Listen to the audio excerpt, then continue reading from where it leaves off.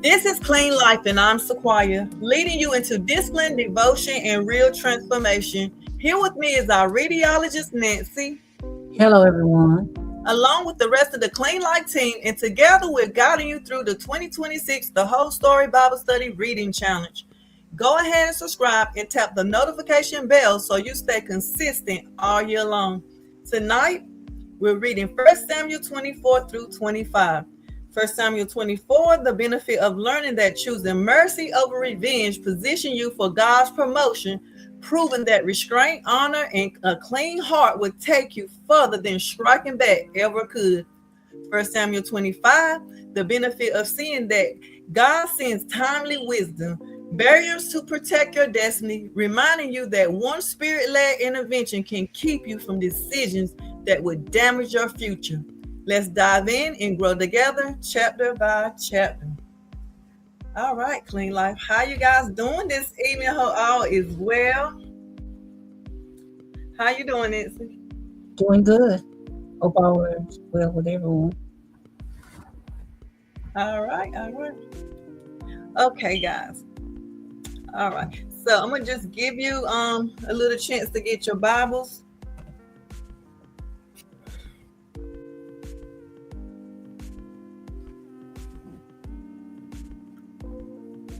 All right. So I'm going to just give you a little recap from 1 Samuel 23.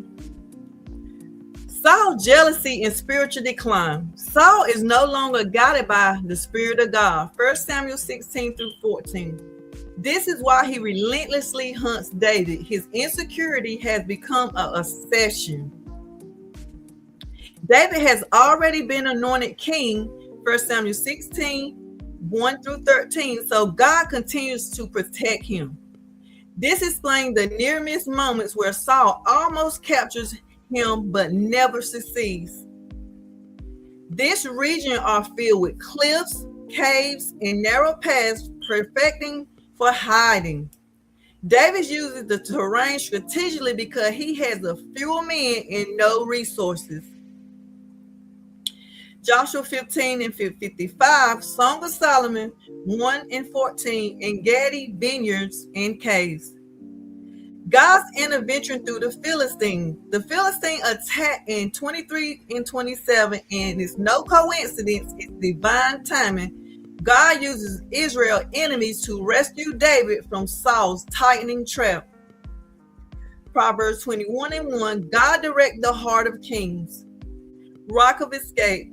The place is named Rock of Escape because God provided a supernatural escape route. This mirrors earlier biblical patterns where places were named after divine deliverance.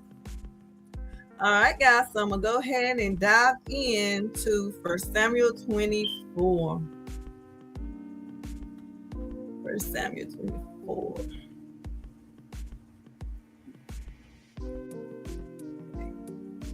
David spares Saul's life. After Saul returned from pursuing the Philistines, he was told David is in the desert of En-Gedi. So Saul took 3,000 able young men from all Israel and set out to look for David and his men near the crags of the wild goats. He came to the sheep pens along the way. A cave was there, and Saul went in to relieve himself. David and his men was way back in the cave, and the men said, "This is the day the Lord spoke of when he said to you, I will give your enemy into your hand for you to deal with as you wish." Then David crept up and unnoticed and cut off a corner of Saul's robe.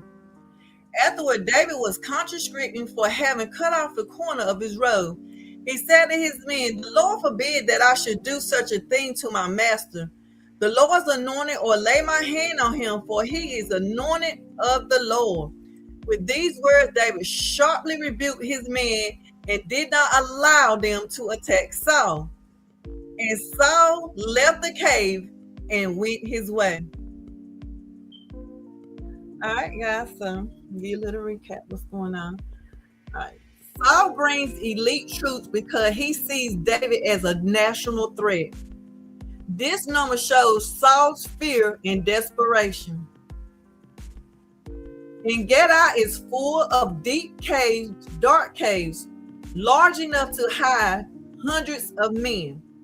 This explains how David and his men could be inside the same cave Saul enters. David refuses to kill Saul.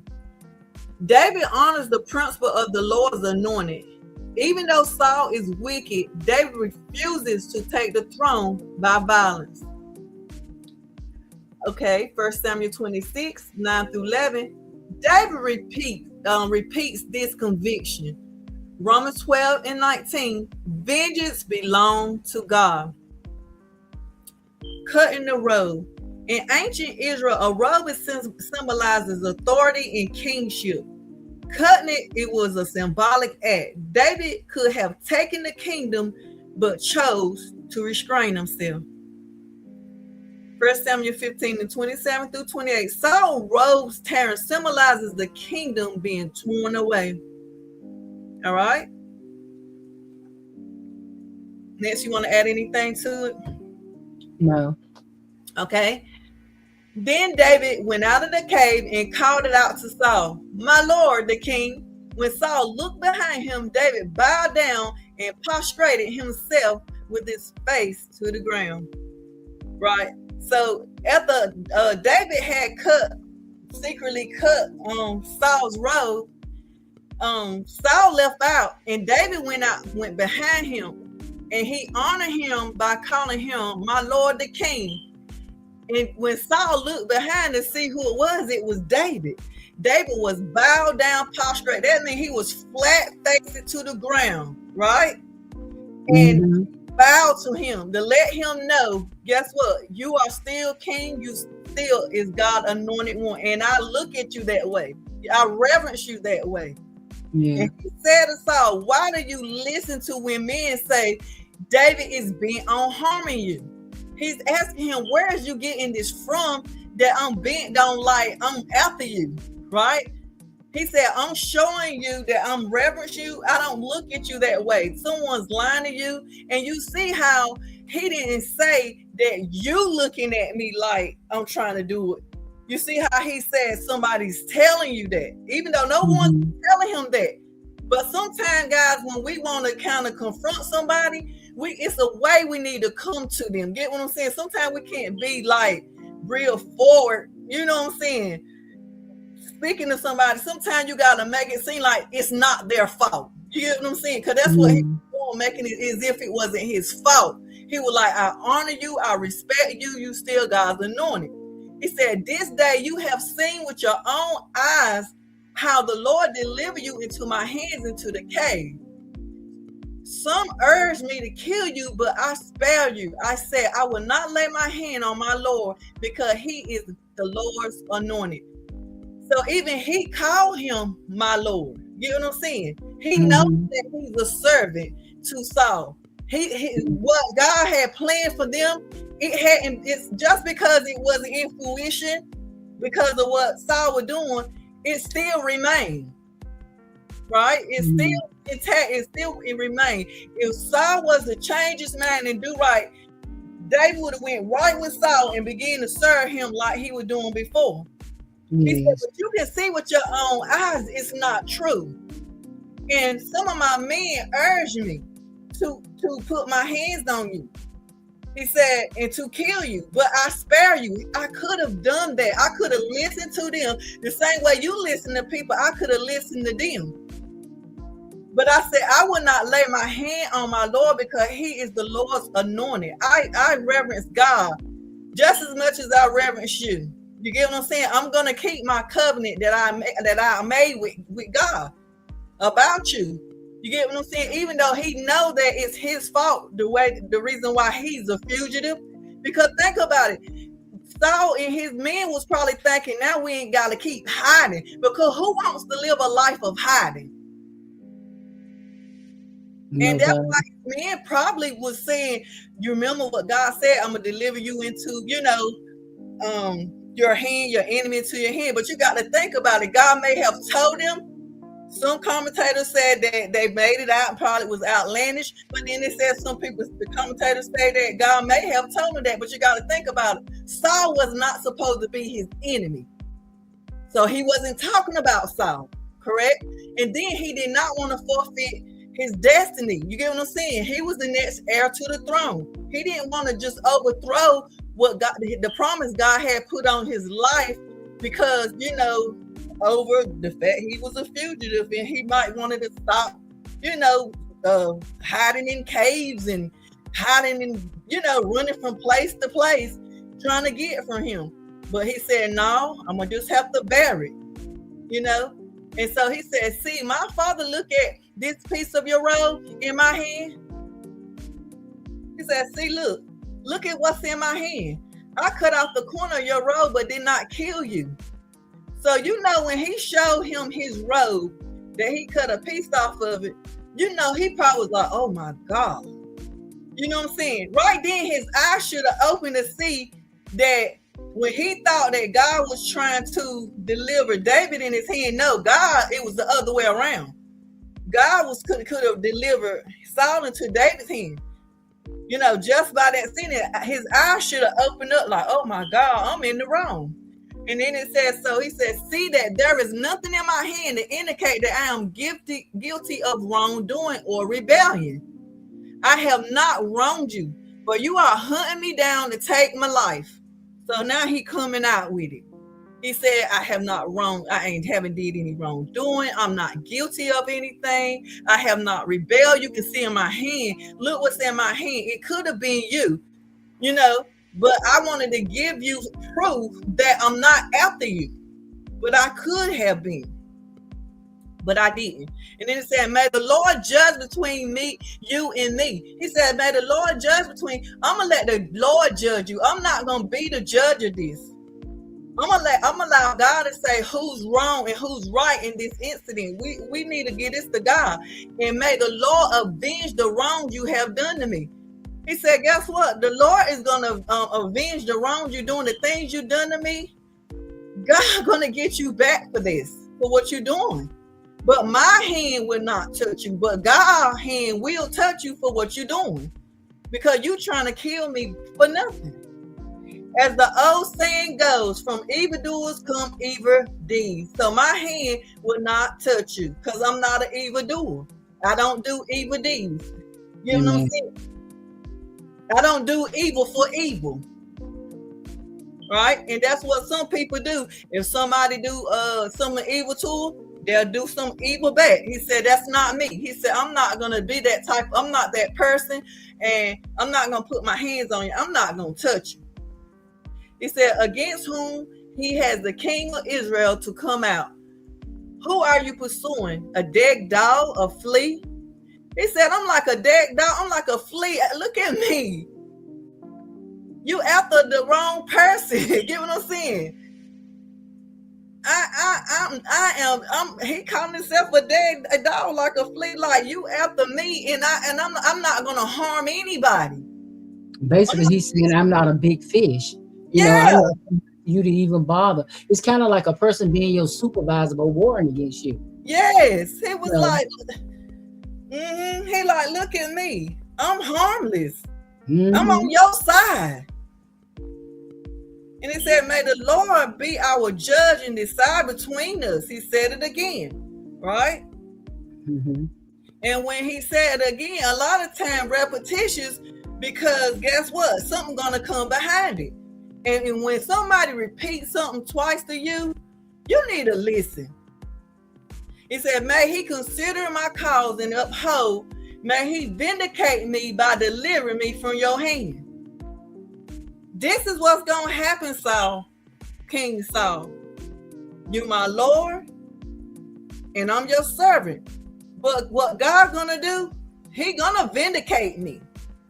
The promise he gave to me is going to happen.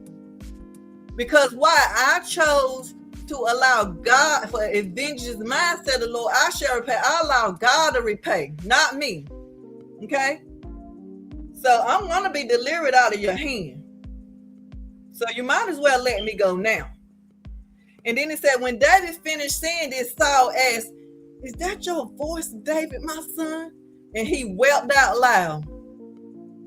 You are more righteous than I, he said. You have treated me well, but I have treated you badly. You have just now told me about the good you did to me. The Lord delivered me into your hands, but you did not kill me. When a man finds his enemies and does not let him get away unharmed, may the Lord reward you well for the way you treated me today.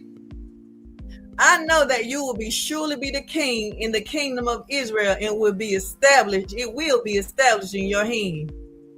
Now swear to me by the Lord that you will not kill off my descendants or wipe out my name from my father's family. Do you notice that he never repented to God? He told him, maybe he went and repented after, later on. Because I'm trying to build something because you know what he's gonna do, okay? Because like I done read it too, but I'm building something because you got to think about it. He never repented to the Lord and said what he would not do. He tried to butter up David. You get what I'm saying, and say all these good things about him. But he never told, and then he made David come up with a covenant not to never harm his people. But he never said, David, I will not harm you. I won't put your hands on you. I repent. He never said it. He's trying to butter David up. But David saw right through it. You get what I'm saying? Because it says, so David gave him his oath to Saul. He went on and gave him his oath. Then Saul returned home. But David and his men went up to the stronghold. He didn't trust them. He went back to the stronghold. He did not trust them. He did not tell him he was sorry. He said, oh, you righteous than I. God did this for you. And you know what I'm saying? You're going to have the kingdom. You got to watch people, guys, who never, ever repent and say to that person that you did what you did to, you don't have to worry about me. Why he didn't say an oath to him? You don't have to worry about me harming you or your family, or you know what I'm saying? I'll allow what God will do for us. Why he never reconciled? There was no reconciliation. He was just trying to butter David up. But David seen right through it, because that's why he said, but David and his men went up to the stronghold. He didn't trust them. If you notice, David didn't go out to try to go in the opening anywhere. David went right back in hiding. I understand that. I just thought that he did that because that was where he felt that he should have been, and that Saul really recognized that he was who he was. But you're saying that even though he said all of that, it wasn't that he recognized that he had done him wrong. He just said that just to say something. Yeah, he just said it because he knew true he could have been killed, and the Lord did this for you. The Lord died. And Saul is mad. Saul is mad all this is happening to him. He really is. That's why I said Saul returned home, but David and his men went up to the stronghold. They went back in hiding. Like we gotta know when people is buttering us, when people if people mean what they say, they're gonna apologize. They're gonna make an oath between you and the Lord. The same way he asked for an oath. Why he didn't say, I'll make an oath with you in the Lord? Why he didn't do that? That I would not lay my hands upon you. Come on, let's reconcile. You can go back with me. I apologize. He said nothing. He turned around and went home alone. Yeah, I understand that, but I thought when I was reading the next chapter that it didn't say that he was trying to bother him anymore. So I thought, okay. I'm just saying, I thought that meant that, that David understood that's what it was, but David knew that him and that man couldn't be friends ever again. And so he was going his way and letting him go his way. And that's why he was telling him, let God deal with you. I ain't got nothing else to say. And then for him to say all the things that he did, I was thinking that he came to the realization that no matter what he did, that God's hand was in David's life, and what God said was going to happen, whether he fought against it or not. And that could be. So we're gonna move on because this Okay. story does go on. But I'm telling you what's behind the mask of Saul. Okay. Because that instantly came to me. I noticed that he never apologized. All he did was talk about God did this for you, and he doing this, and you're gonna get this. Somebody with a real conscience that's really they will be apologetic about it, and it'll be sincere. They'll try to. It's called reconciliation, and I seen none of it. I understand. Yeah, I guess because I've lived longer than you, and I've seen where people have not apologized for something because they didn't see it in their heart to do it, but they left the issue alone. They didn't bother the person no more. They didn't talk to the person or even deal with them, even though they didn't repent. Maybe they went to God and repented, and you wasn't around or something. So, okay, well, that's why I just built up my case. Yeah, and it was a good build up, and it was a good case. It makes sense. It does. It really makes a lot of sense. But you would think a person speaking all that truth out of their mouth would have come to some realization. But like you said, he was mad. He was like kind of delusional. So maybe he still didn't realize. All right, guys. So we're gonna move on to 1 Samuel 25.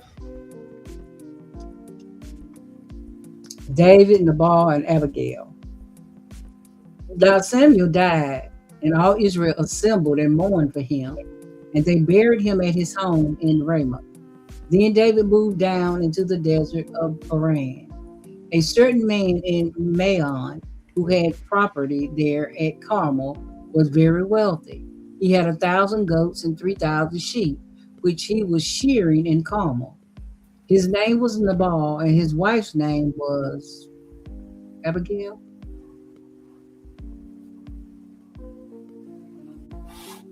She was an intelligent and beautiful woman, but her husband was surly and mean in his dealings.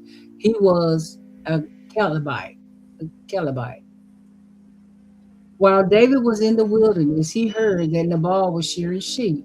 So he sent 10 young men and said to them, "Go up to Nabal at Carmel and greet him in my name. Say to him, long life to you, good health to you and your household, and good health to all that is yours. Now I hear that it's sheep shearing time. When your shepherds were with us, we did not mistreat them, and the whole time they were at Carmel, nothing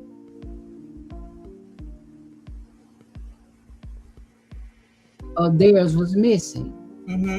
Ask your own servants, and they will tell you. Therefore, be favorable towards my men, since we come at a festive time. Please give your servant and your son David whatever you can find for them." And so more or less David was telling Nabal that the whole while everything's been going on, and his sheep and shepherds been out there. Nobody's came to them and bothered them. Nobody stole anything from them. And so he's saying that he want to find favor with Nabal.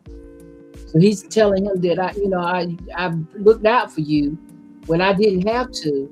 So I'm asking you now to find favor on me. When David's men arrived, they gave Nabal this message in David's name. Then they waited. Nabal answers David's servant, "Who is this David? Who is the son of Jesse?" Now he's sounding like Saul. When he talking, so you can tell he was a person probably that served Saul. But he's telling, "Who is this David? Who is this son of Jesse?" So that meant he knew who David was, because he knew David was the son of Jesse. So he knew him. Many servants are breaking away from their masters these days. More or less trying to say that he had a master, that Saul was he was Saul's slave or something. But he needed to been answering to him. How he coming out and trying to ask for something or ask for a favor? He a fugitive. Fugitive, and he don't hold no esteem nowhere. He's a person. He Jesse's son. Why should I take my bread and water and the meat I have slaughtered for my shearers and give it to men coming from who knows where? And I don't believe he didn't know where David's men were coming from. I know he done heard about David and how David and Saul had been going, through the things they were going through. So he knew what was going on, and he knew who David was.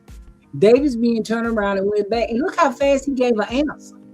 I mean, he didn't pray about it, he didn't think about it, he just said no, and then tried to degrade him. When they arrived, they reported every word. David said to his men, "Each of you strap on your sword." So they did, and David strapped his on as well. About 400 men went up with David, while 200 stayed with the supplies. And if you can look at this and see that David's army has grown, because at one point it was 400, now it's 600 men that he had with him that are supposedly like bandits because they hide out with him. One of the servants told Abigail, Nabal's wife, David sent messengers from the wilderness to give our masters his greeting, but he hurled insults at them. Now look at this. Even the servant know who David is. So much so that he going to the man's wife, Abigail, to say, look, your husband, being mean towards David. They know David coming. Yeah, because he's a warrior. Yet these men were very good to us. Listen, now these are his servants talking to his wife. He didn't go to the servants and say, well, how did David and them treat you? Because David told him, like, go to your servants or your shepherds and ask them how we treated them and how we looked out for them and everything. But he didn't do that. So the servants ended up going to the wife. And he said, they did not mistreat us. And the whole time we were out in the fields near them, nothing was missing. Night and day, they were a wall around us. The whole time we were herding our sheep near them.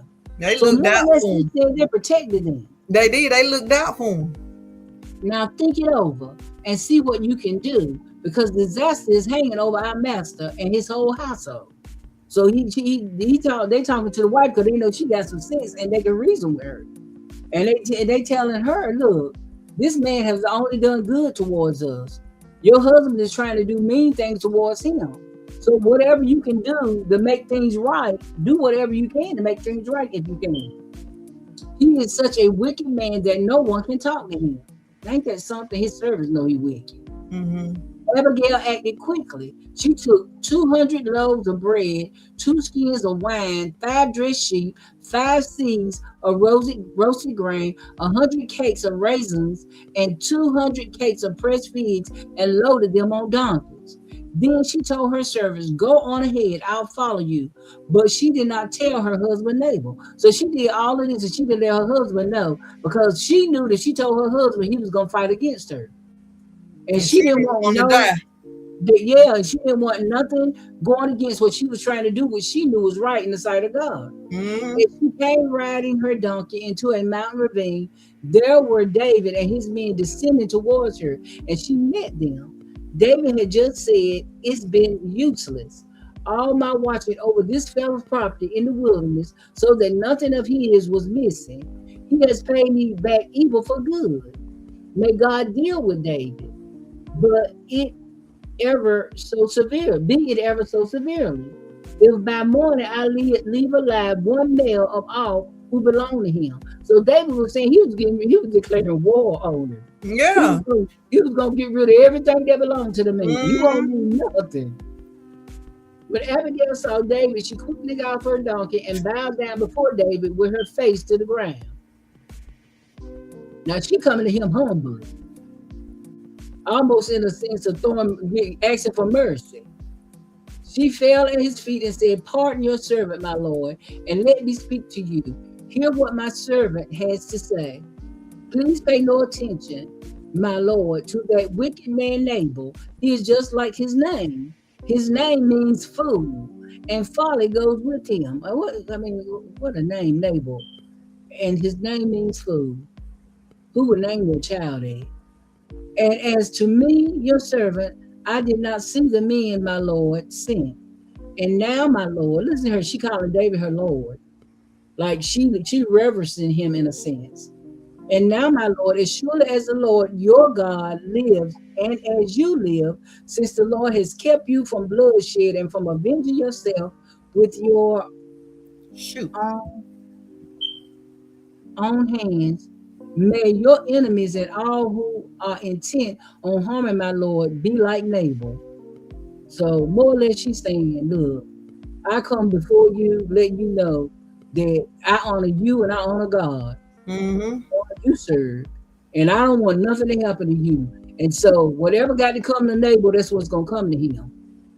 But I'm coming to you with what I need to come with. And she said, and let this gift, which your servant has brought to my Lord, be given to the men who follow you. So she's saying, I'm doing what I have to do. I'm bringing gifts to you and thanking you for what you did for us.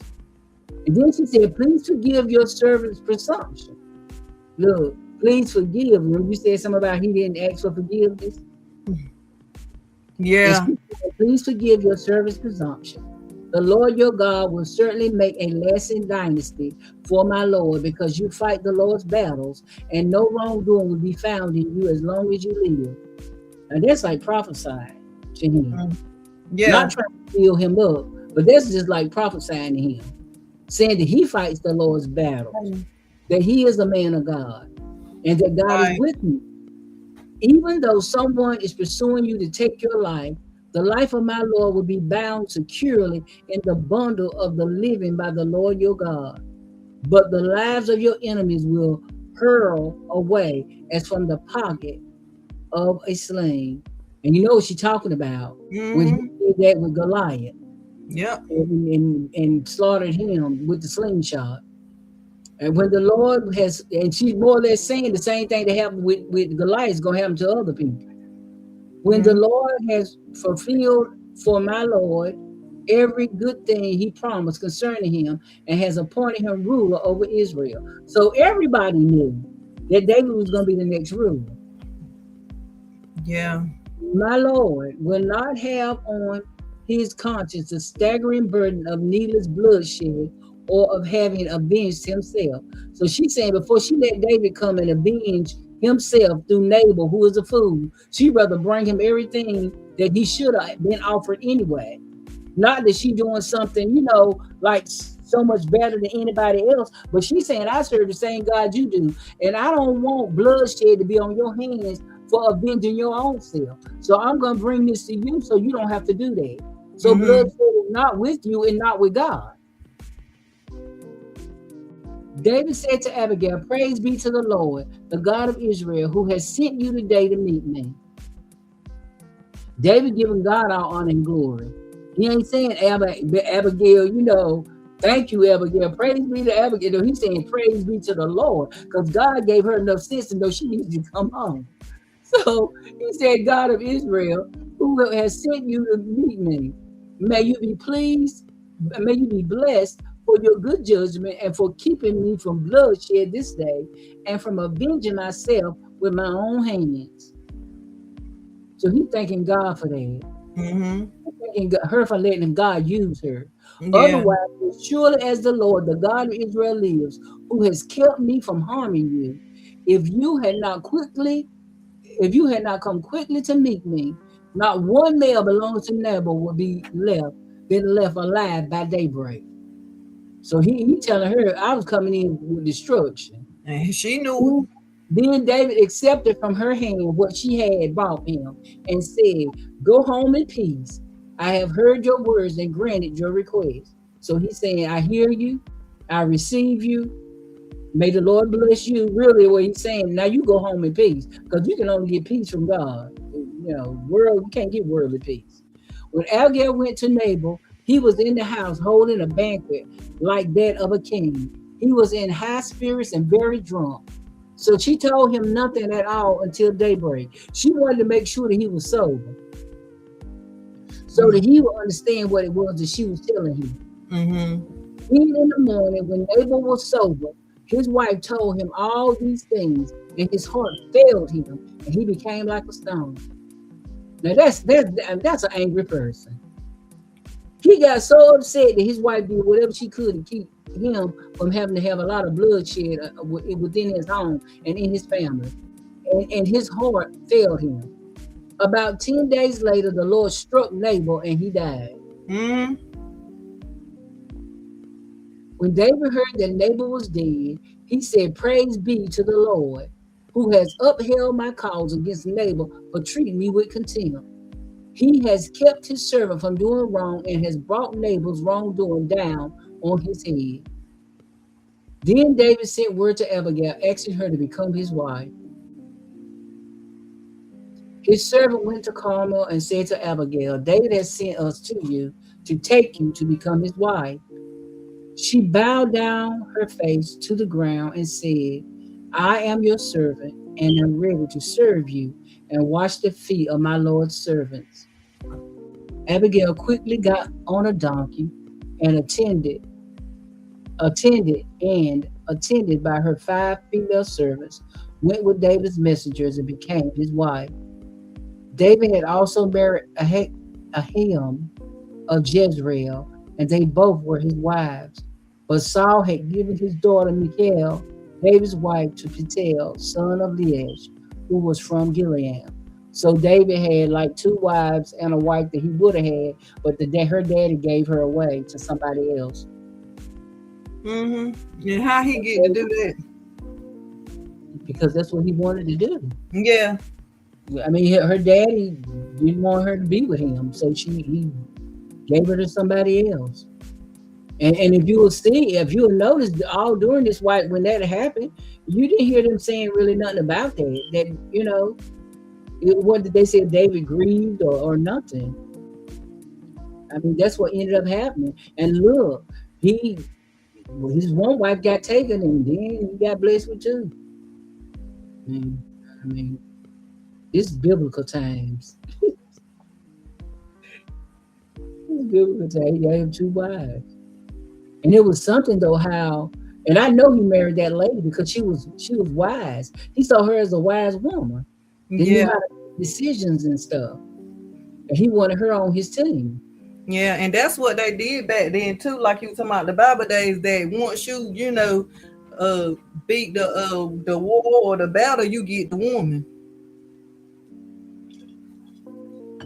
And then I just want to bring out too, because I know I had just to bring some light to what you was talking about. When I was telling you that I was just building up something, it said David again spared Saul. This 1 Samuel 26. Then the Ziphites came to Saul at Gibeah of Hachilah, opposite from Jeshimon. Saul, accompanied by 3,000 of choice men of Israel, went to the wilderness of Ziph to search for David there. Saul camped beside the road of the hill of Hachilah, opposite from Jeshimon. David was living in the wilderness and discovered Saul had come there after him. Didn't I tell you? He ended up coming back after. Yeah, I told you. He won't done. I told you he was upset. He won't.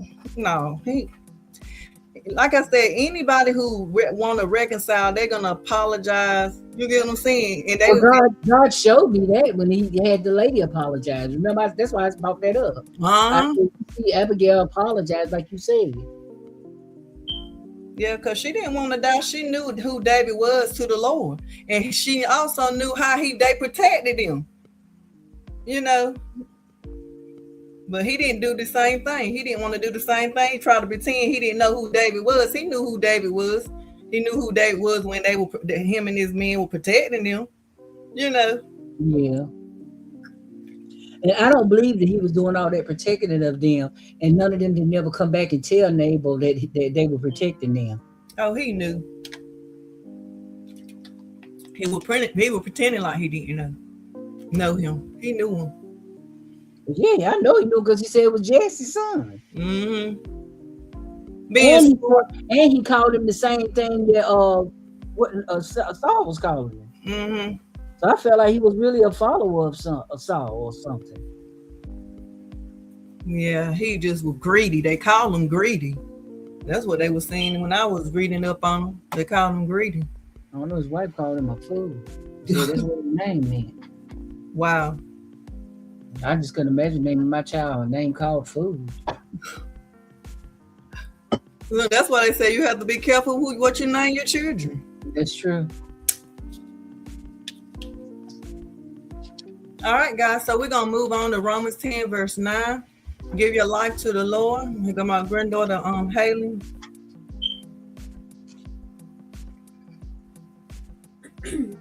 Romans 10, verse 9. If you declare with your mouth Jesus is Lord and believe in your heart that God raised him from the dead, you will be saved. John 3:16. For God so loved the world that he gave his one and only Son, that whoever believes in him shall not perish but have eternal life. Come as you are, God will do the cleaning up. Amen. All right, guys. Come as you are, and God will do the cleaning up. Guys, just was a lot. You know, Saul, he just was a stubborn man. He was just very stubborn. You know, and you get people like that.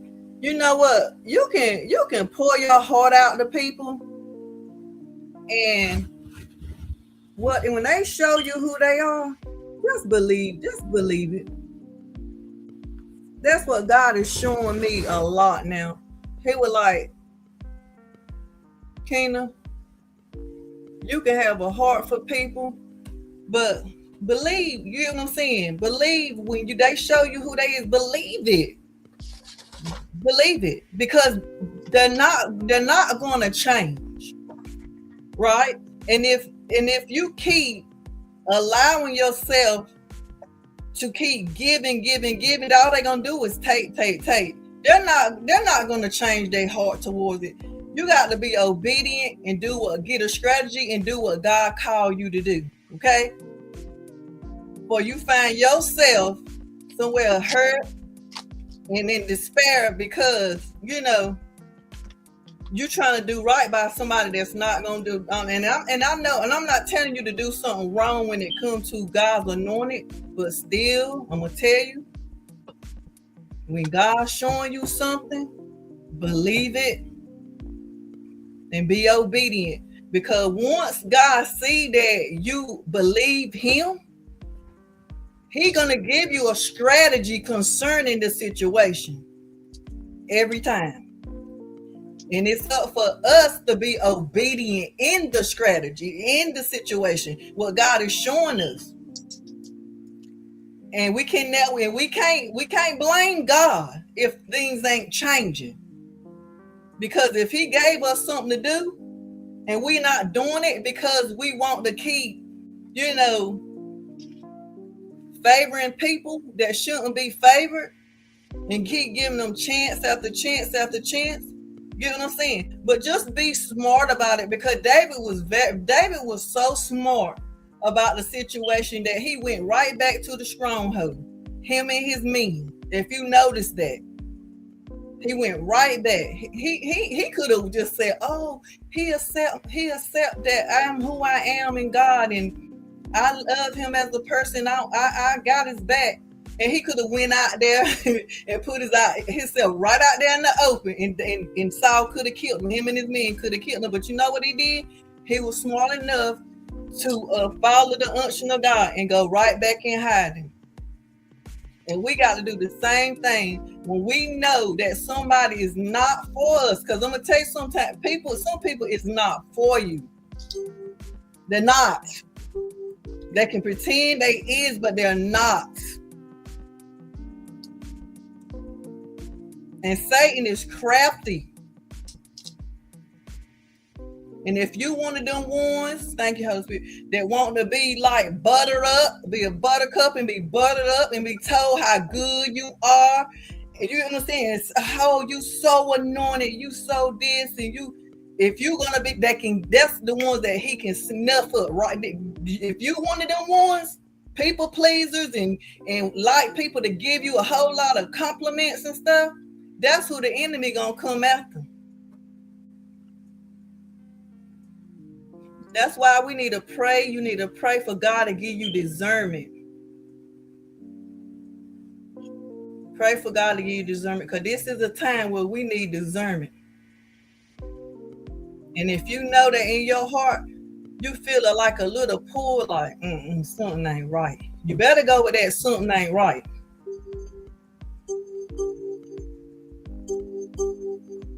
Telling you, better go with that something ain't right. And this for my Clean Life warriors. You know, I'm talking to y'all. I'm talking for the people that's, you know, coming to the replay. I'm serious. I'm talking to you guys. Please be aware and go to God in prayer. And when you feel that unction in your spirit and something ain't right, go to God and allow God to show you what's behind that spirit of the person. Because you remember, like back in the days, people used to be like, their spirit ain't right. Something ain't right with their spirit. This is a time now, especially days like this. This is a time when you used to hear this when you were coming up, or you heard the old people say, their spirit ain't right. Something is off with that. You need to make sure that you take it in consideration. All right, guys. So, and it ain't by chance, like I said, this ain't happenstance that we reading something like this at a time like this. You get what I'm saying? God's word is in timing, and it's not off. I promise you. All right, guys. I don't know. We appreciate your time, Clean Life. Share the inspiration by following us on Facebook and subscribing to Clean Life with Sequoia on YouTube. Hold close the promises of Romans 10 verse 9 and know that you're surrounded by our love and God love. And guys, I'm telling you this not to be paranoid. I'm telling you this out of love. Okay? Since there's such a thing as being paranoid, like you gotta be, you know what I'm saying, have your eyes open. But God does say watch as well as pray. Okay? Amen. He does say that. And it's a reason why he says watch as well as pray. Because sometimes it's a time to pray and then it's a time to watch. After you pray, watch and see what God opened up and revealed to you. Okay?